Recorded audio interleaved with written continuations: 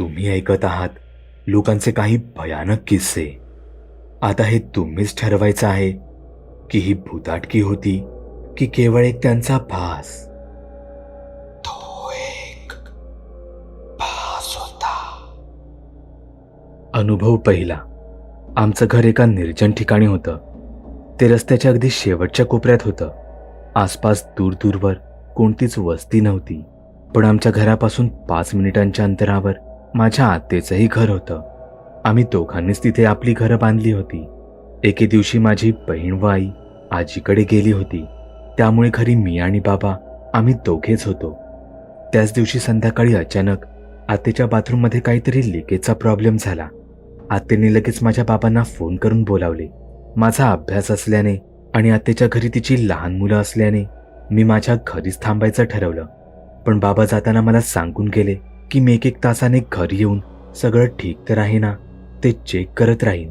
मला तर त्यावेळी त्याचं तितकं महत्त्व पटलं नाही. मी काही तितकाही लहान नव्हतो आणि आत्याचंही घर जास्त लांब नव्हतं. बाबा लगेच मुख्य दरवाजा बाहेरून लावून आत्याकडे जायला निघाले. आमचं घर 2 मजल्याचं होतं आणि माझी खोली ही दुसऱ्याच मजल्यावर होती. बाबा जेव्हा घरी चेक करायला यायचे तेव्हा त्यांना बघायला मला खोलीबाहेर येऊन शिडीपाशी यावं लागे. शिडीवरून घराचं दार नीट दिसायचं. त्यांनी सांगितल्याप्रमाणे ते दर 1 तासाने घरी परत येत असत. बाहेरून चावीने दार उघडत आणि आत मला आवाज देऊन सगळं ठीक असल्याची खात्री करून घेत. मी देखील पायऱ्यांवरून खाली न उतरता वरूनच त्यांना सगळं ठीक आहे असं सांगे.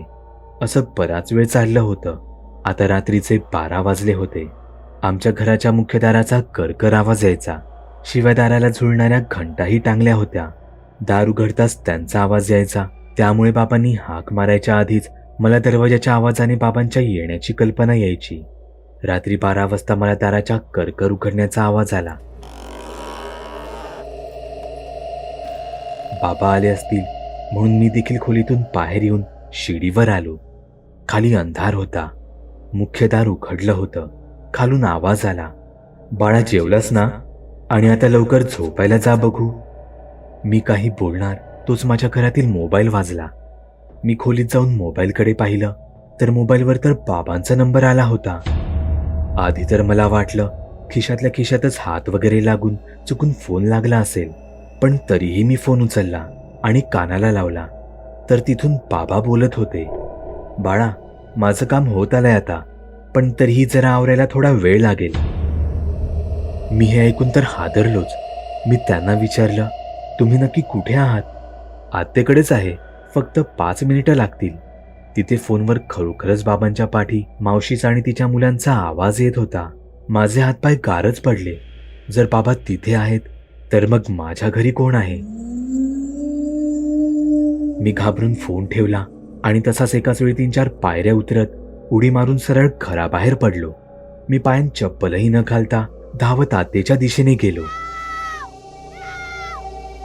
मी रस्ताभर ओरडत होतो, बाबा आपल्या घरात कोणतरी घुसलंय आपल्या घरात. ते नक्की काय होतं, कोण होतं हे आजवर मला कळू शकलं नाही. जर तो एक चोर लुटारू होता तर मग आमच्या घरातील एकही वस्तू त्याने कशा काय चोरल्या नव्हत्या. अनुभव दुसरा. मी तेव्हा एका गरीब वस्तीत राहायला गेलो होतो. मी एकटाच होतो. नवीनच जॉब करत होतो. त्यामुळे पैसे वाचवण्यासाठी म्हणून एका चाळीत स्वस्तात घर रेंटवर घेतलं होतं. तो परिसर फारच खराब होता. खराब म्हणजे उघडी गटारं आणि अस्वच्छ परिसर होताच, पण सोबतच तिथली लोकही गुन्हेगारी प्रवृत्तीची, खून चोऱ्यामाऱ्या करणारी आणि व्यसनी होती. मी तिथे गेल्या गेल्या आधी दरवाजा आणि खिडक्या तपासून घेतल्या. दरवाजा तर ठीकठाक होता, पण खिडकी मात्र अडकलेली. नीट उघडली किंवा बंदही होत नव्हती. पण मी ती मुद्दामूनच तशी ठेवली होती जेणेकरून खिडकीतून कोणाला आत शिरताही येणार नाही आणि कधी गरज लागली तर मी बाहेर हाका वगैरेही मारू शकेन. पण तिथे राहायला गेल्यापासून माझ्या घरांच्या खिडकींवर अधूनमधून लोक थापटून विचारू लागायची, कादर भाई आहे क्या? मी त्यावर त्यांना सांगायचो की मी इथे नवीन राहायला आलो आहे. तो तुमचा जो कोणी कादर भाई होता तो आता इथे नाही राहत. पण लोक तरीही दर दिवशी माझ्या खिडकीवर रात्री अपरात्री थापा मारत. मला असं वाटू लागलं होतं की मी कुठे येऊन पडलोय. एके रात्री मी लॅपटॉपवर काम करत होतो तेव्हा अचानकच मला किचनमध्ये कसला तरी खडखड आवाज ऐकू आला. मी काम ठेवून आवाजाच्या दिशेने गेलो. मी किचनमध्ये आत वाकून पाहिलं तर आत एक काळा धिप्पाड माणूस उभा होता. त्याला असं घरात पाहून मी तर जाम घाबरलो. मी त्याला विचारू लागलो, कोण कोण आहेस तू? तो तसाच बराच वेळ शांत होता. मग तो त्याच्या गंभीर आवाजात बोलला, मुझे कादर भाई ने बुलाया है. मी इतका घाबरलो होतो की मी माझ्या थरथरत्या आवाजातच त्याला सांगू लागलो, नाही नाही, इथे कादर वगैरे कोणी राहत नाही. असं कसं कोणी तुला इथे बोलावेल? आणि तू इथे दरवाजा बंद असताना आत शिरलासच कसा? यावर त्याच्याकडे काहीच उत्तर नव्हतं. मी तर माझी नजर इथे तिथे फिरवून घरात कुठे जवळ टोकदार वस्तू किंवा एखादा रॉड दिसतोय का ते पाहत होतो. पण तो तर अजूनही तसाच गंभीर होऊन बोलत होता, मला तर कादरने हाच पत्ता दिला होता. तुमचा पत्ता काय आहे? मी घाबरतच पटापट तिथला पत्ता त्याला सांगितला. नाही, काहीतरी चूक झाली असेल माझ्या ऐकण्यात. असं म्हणत तो खोलीत इथे तिथे पाहून दार उघडून सरळ घराबाहेर गेला. ते वाटत होतं तितकं साधं सरळ तर नक्कीच नव्हतं. तिथे राहणं म्हणजे जीवाशी खेळण्यासारखंच होतं. म्हणून मी लगेचच ते घर खाली केलं. या घटनेला आता बरेच महिने झाले होते आणि अचानकच माझ्या कानावर एक थरकाप उडवणारी बातमी आली. मी ज्या घरात राहत होतो तिथे आधी खरोखरच एक कादर नावाचा खुनी राहत होता, पण त्याचा कधीच त्याच घरात खून झाला होता. असं असलं तरी ती बाकीची माणसं, खास करून तो किचनमध्ये शिरलेला काळा माणूस, तो कोण होता? अनुभव तिसरा. काही कार्यासाठी घरातील सगळी मोठी माणसं आमच्या नातेवाईकांकडे गेली होती. जाताना माझ्या मावशीने तिची ही 2 लहान मुलं आमच्याकडे ठेवली होती. मी तेव्हा जेमतेम 13-14 वर्षांची होते. घरात माझा 7-8 वर्षांचा भाऊ आणि साधारण तितक्याच वयाची मावशीची 2 मुलं, असे त्या रात्री आम्ही 4घेच जण होतो.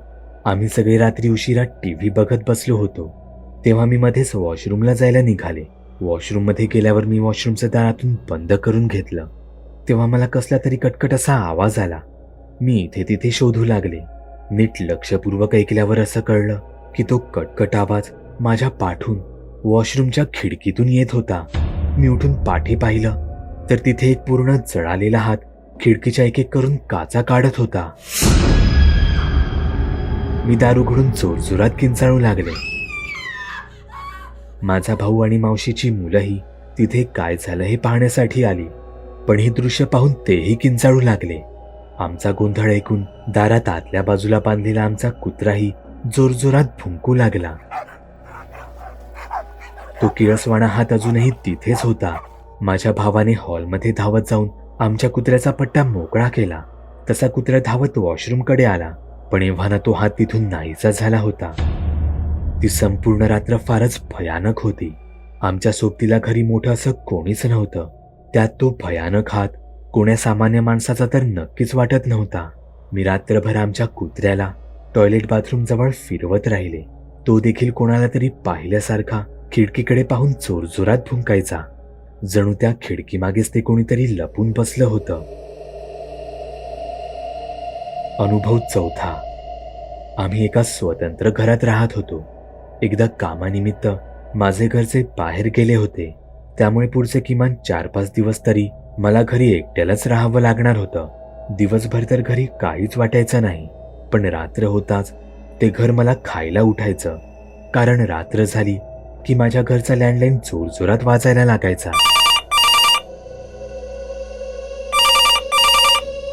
मी फोन उचलला तर समोरून फक्त जड श्वासांचाच तेवढाच काय तो आवाज मला ऐकू यायचा. पहिल्याच रात्री मला जवळपास 3 ते 4 ब्लँक कॉल आले. दुसऱ्या रात्री 1:30 वाजेपर्यंत 4 वेळा फोन येऊन गेला होता. रात्री 2 वाजता 5व्यांदा फोन आला.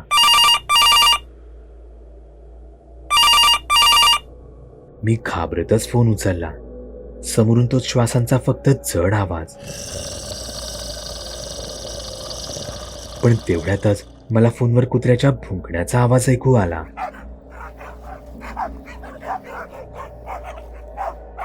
आश्चर्याची गोष्ट म्हणजे माझ्या घराबाहेरही सेम तसाच आणि तेवढाच कुत्रा भुंकत होता. मी नीट लक्ष देऊन ऐकलं तर हा तर त्याच कुत्र्याचा आवाज होता. ज्याचा अर्थ ज्या कोणी मला फोन केला होता तो माझ्या घराबाहेरच उभा होता. काही कळायच्या आत आमच्या घराची खाणकन काच फुटली. मी खूप घाबरलो. तो कोण असेल आणि इथे माझ्या घरी काय करत असेल? त्याला माझ्या घरचा टेलिफोन नंबर आणि माझ्या घरचा पत्ता कसा माहिती असेल? की तो बरेच दिवस, बरेच महिने माझ्या मागावर होता असेल? तो जो कोणी होता, ज्या कशाला आला होता, तो सरळ आता खिडकीतून आत माझ्या घरी आला होता. घरात माझ्या जीवाला धोका होता म्हणून मी किचनमधून बाहेर उडी टाकली. मी तिथून माझा जीव वाचवण्यासाठी धावत सुटलो. रस्त्यावरून काही अंतर धावत गेल्यावर मी पाठी वळून पाहिलं तर तो आमच्या दारातच उभा होता. त्याच्या हातात बकरी कापण्यासाठी वापरतात तसा मोठा कोयता होता. खरी भीती तर तेव्हा वाटली जेव्हा तो माझ्या दिशेने धावत सुटला.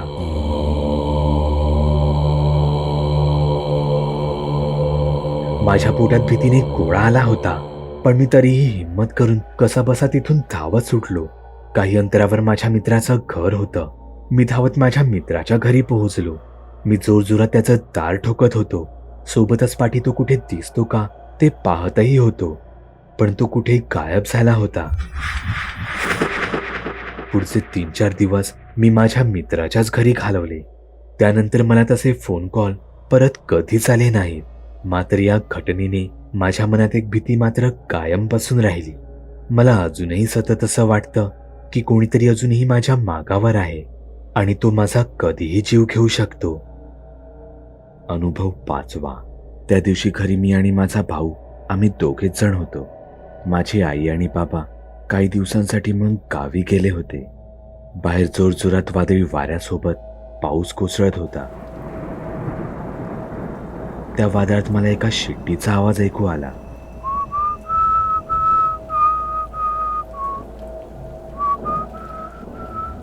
ती शिट्टी वेगळीच लक्षवेधी वाटत होती, एका तालात वाजवल्यासारखी.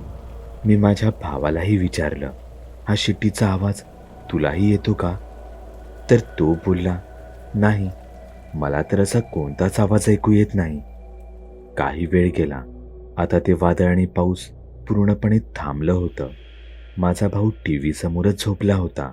मी त्याला बेडमध्ये घेऊन जाणार, तोच अचानक समोर चालू असलेला टीव्ही आपोआप बंद झाला. मला आधी तर वाटलं की पावसामुळे लाईट गेली असावी, पण माझं लक्ष हॉलमधल्या लाईटीकडे गेलं. ती तर चांगली पेटली होती. मी टीव्हीकडे जाऊन पाहिलं तर टीव्हीचा प्लग कोणीतरी काढून टाकला होता. मी घाबरलो. आमच्या घरात येऊन प्लग कोणी काढला? तेवढ्यातच माझ्या कानाजवळ तो शिट्टीचा आवाज ऐकू आला.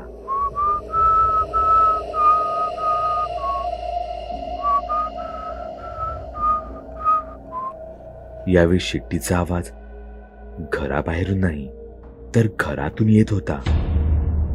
पण त्याही पेक्षा भयानक शिट्टी वाजवताना निघणारी फुंकर ही मला माझ्या पाठीवर जाणवत होती. मी एवढा घाबरलो की ओरडतच माझ्या भावाला घेऊन सरळ घराबाहेर धावत आलो. घराबाहेर येऊनही मी तसाच ओरडत राहिलो. माझा आवाज ऐकून शेजारचे काका धावत आले. ते आम्हाला विचारू लागले, काय झालं, असा का ओरडतो आहेस? तेव्हा मी त्यांना सांगितलं की आमच्या घरात कोणतरी घुसलं आहे. ते काका आमची समजूत काढू लागले. अरे, या वेळेला कोण येणार आहे? घाबरू नका रे, तरीही मी बघून येतो आत, खरंच कोणी आहे का ते? असं म्हणत ते काका आमच्या घरात गेले. ते तिथे बराच वेळ होते. जेव्हा ते बाहेर आले तेव्हा त्यांच्या चेहऱ्यावर काहीसे वेगळेच भाव होते. त्यांच्या चेहऱ्यावर भीती स्पष्ट झळकत होती. तरीही ते खोटा आव्हानात आम्हाला खोटं खोटं समजावण्याचा प्रयत्न करत होते. ते बोलले, आत कुठे काय आहे? कोणीच नाही आहे तिथे, उगाचच काहीही काय सांगताय. पण तरीही त्यांच्या बोलण्यावरून, त्यांच्या चेहऱ्यावरून आम्हाला असंच जाणवत होतं की ते आतून खूप घाबरले आहेत आणि त्यांनाही माहीत होतं की आम्हीही खूप घाबरलो आहोत. कदाचित त्यांनाही तिथे तो शिट्टीचा आवाज ऐकायला आला होता किंवा त्यांना तिथे तसं काहीतरी जाणवलं होतं, कारण ते बोलता बोलता म्हणाले, चला चला, आज रात्री तुम्ही इथे नको, माझ्यासोबत माझ्याच घरी झोपा. ते कितीही खोटं बोलून समजावत जरी असले तरी त्यांना तिथे नक्कीच काहीतरी जाणवलं होतं. अनुभव 6वा. हा अनुभव मला लहान असताना आला होता. तेव्हा मी 9 वर्षांची होते. माझे वडील संध्याकाळी उशिरा कामावरून घरी आले. घरी आल्यावर माझ्या आईशी ते काहीतरी बोलले आणि तिच्यासोबत ते बाहेर निघून गेले. दुसऱ्याच दिवशी माझा वाढदिवस होता. कदाचित त्याच्याच खरेदीसाठी ते बाहेर गेले असावेत. मला सोबत नेलं नाही म्हणून मी त्यांच्यावर थोडी रागावले होते. जाताना त्यांनी दार आड केलं आणि बोलले की यातून दार नीट लावून घे. आम्ही घरी येईपर्यंत कोणालाच घरात घेऊ नकोस. मी आतूनच फक्त हो म्हणाले, पण रागाच्या भरात घराचं दार तेवढं लावायचं विसरून गेलं. मी हॉलमध्ये बसूनच टीव्हीवर कार्टून पाहत होते. रात्रीचे साधारण 11 वाजले असतील. बाहेर कुत्र्याचा जोरजोरात भुंकण्याचा आवाज येत होता.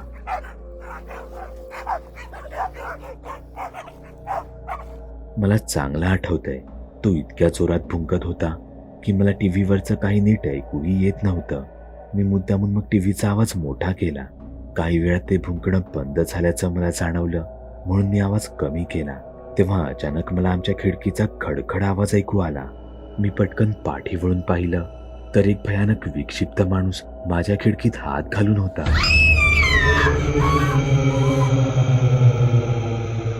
त्याचे हात रक्ताने भरले होते. खिडकी बंद असल्याने तो काही घरात शिरू शकत नव्हता म्हणून तो बाहेरूनच बोलत होता. मला माहित आहे तू घरात एकटीच आहेस. घराचं दार उघड, मला तुझ्यासोबत खेळायचं आहे. असं म्हणत तो वेड्यासारखा हसत होता. माझं लक्ष दाराकडे गेलं आणि माझ्या पोटात भीतीने गोळा झाला. मी घराचं दार तर उघडच ठेवलं होतं. बाबांनी बजावूनही मी दाराला कडी घातली नव्हती, पण हे त्या बाहेरच्या माणसाला माहीत नव्हतं. मी विजेच्या वेगात दाराकडे धावत गेली. मला पाहून तोही बाहेरून दाराकडे धावत आला, पण तो दारावर पोहोचायच्या आधीच मीच दाराला आतून कडी घातली. मी दाराला चिकटून राहिले. तोच घराची बेल झाली. त्या आवाजाने माझं काळीज जणू माझ्या घशातच आलं होतं. नंतर बाहेरून दार ठोकलं गेलं. दार उघड बेटा, आम्ही आलो आहोत. आईचा आवाज ऐकताच मी आतूनच ओरडले, तो खिडकीत आहे, खिडकीत आहे तो. कोण? इथे तर कोणीच नाही. मी लगेच दार उघडून त्यांना घरात घेतलं. घडला सगळा प्रकार त्यांना सांगितला. तेव्हा बाबा टॉर्च आणि दांडका घेऊन घराबाहेर गेले.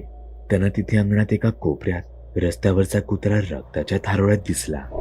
त्याचा जबडाच कोणीतरी तोडून दुसरीकडे फेकला होता. बाबांनी लगेचच पोलिसांना याची बातमी दिली. त्यांनी अज्ञात व्यक्तीविरुद्ध गुन्हा दाखल केला. तो माणूस मात्र कोणाला कुठेच सापडला नाही, पण त्याने केलेले कृत्य हे नक्कीच अमानवी प्रकारचं होतं. अनुभव 7वा. पावसाळ्याचे दिवस होते. बाहेर वादळी वाऱ्यासह जोरदार पाऊस कोसळत होता. माझा नवरा आणि मुलगा गाढ झोपले होते. मला मात्र झोप येत नव्हती. बाहेर किती पाऊस पडतोय याचा आतून तितका अंदाज येत नव्हता, म्हणून मी सहजच बाहेर आले आणि खिडकीतून बाहेर पाहू लागले. बाहेर जोरदार पाऊस सुरू होता. खिडकीतून आत येणारा गार वारा अंगावर शहारे आणत होता. मी तिथून वॉशरूमकडे निघाले. तिथल्या सगळ्या लाईटी चालू केल्या आणि वॉशरूममध्ये गेले. मी जेव्हा वॉशरूममधून बाहेर आले तेव्हा पॅसेजमधल्या सगळ्या लाईटी कोणीतरी बंद केल्या होत्या. आधीच हवेत पसरलेला गारवा त्यातच भीतीने माझं अंग गारठून गेलं होतं. मला तर चांगलं आठवत होतं की मी सगळ्या लाईटी चालू केल्या होत्या. मी पुन्हा एकदा लाईटी चालू केल्या. मी चालत हॉलमध्ये आले. पाहिलं तर आमच्या दारातून कोणाच्या तरी चिखलाने भरलेल्या पावलांचे ठसे दिसत होते. कोणीतरी बाहेरून आत आलं होतं, पण दरवाजा तर आतून लॉक होता. मग हे कसं शक्य आहे? मी आता तर खूपच घाबरले होते. पावलांचे ठसे सोफ्याजवळून किचनमध्ये गेले होते.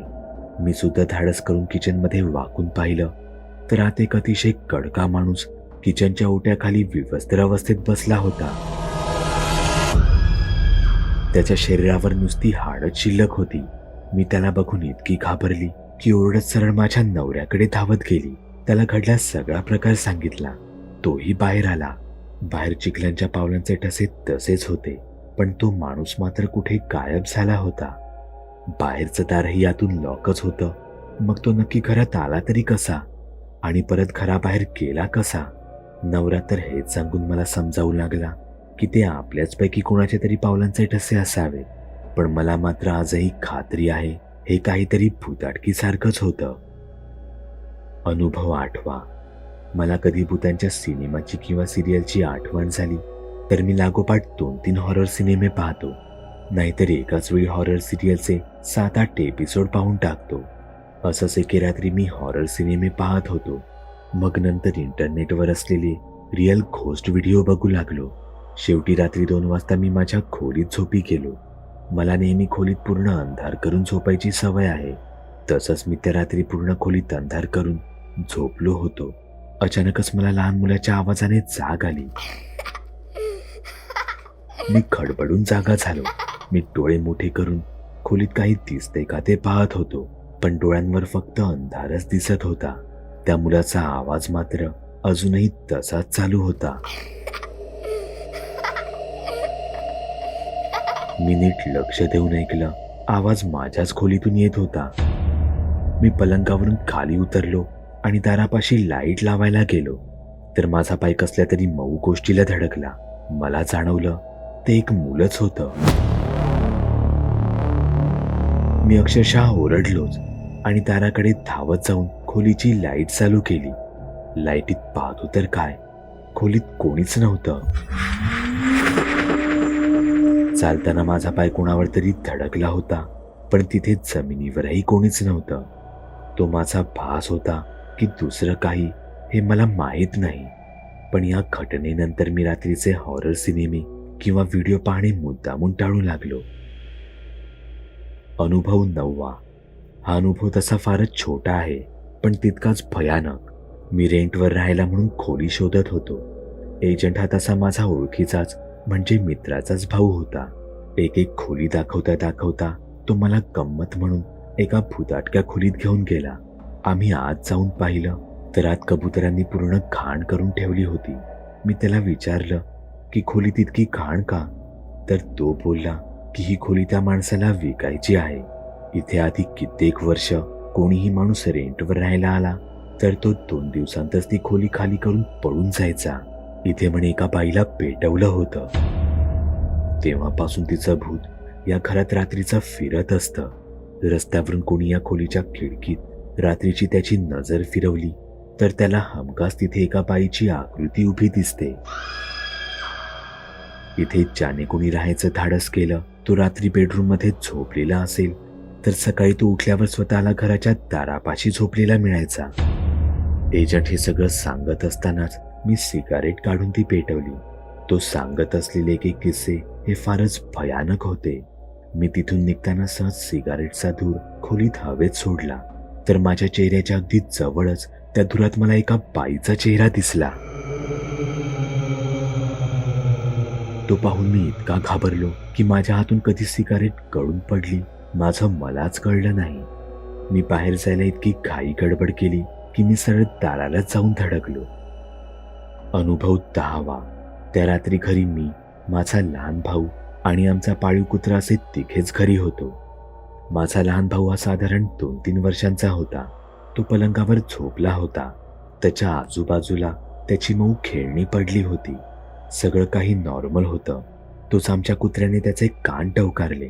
तो जागेवरच त्याच्या 4 पायांवर उभा राहिला. त्याचं शरीर दाट झालं होतं. तो गुरगुरतच खोलीच्या दुसऱ्या कोपऱ्यात गेला. तो तिथून माझ्या भावाच्या दिशेने बघत दात बाहेर काढून गुरगुरत होता. त्याला असं पाहून मी तर घाबरलोच. मी आमच्या कुत्र्याला याआधी असं कधीच पाहिलं नव्हतं. मला वाटलं तो भावाच्या खेळण्यांकडे बघतोय. मी तरी त्याला माझ्या परीने विचारू लागलो, हे खेळणं, हे खेळणं, पण त्याचं लक्ष माझ्या भावावरच होतं. तो अजूनही तसाच गुरगुरत होता. रागाने तिथेच रोखून पाहत होता. त्याने हळूहळू जवळ यायचा प्रयत्न केला आणि अचानकच त्याने बेडवर उडी मारली.